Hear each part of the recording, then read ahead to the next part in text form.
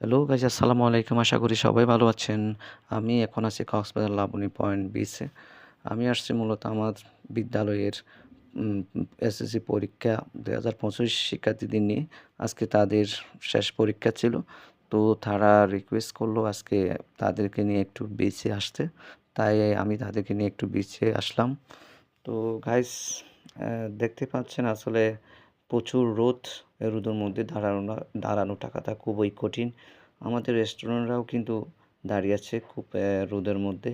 তারপরে একটু হালকা বাতাস আসে বিধায় তারা দাঁড়াইতে পারছে।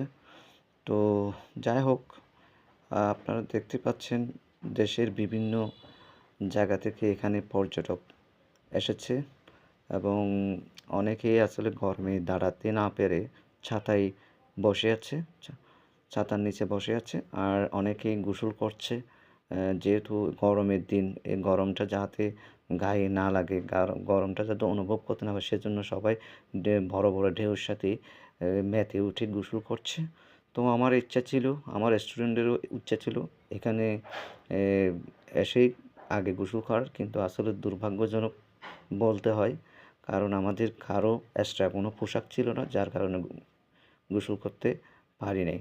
তো যাই হোক দর্শক, মোটামুটি আমি একটু ছোট্ট ব্লগ করার চেষ্টা করেছি, আপনাদেরকে দেখানোর চেষ্টা করেছি আজকের এই বিচের অবস্থা এবং চিত্র কীভাবে কী হচ্ছে সেগুলো দেখানোর জন্য।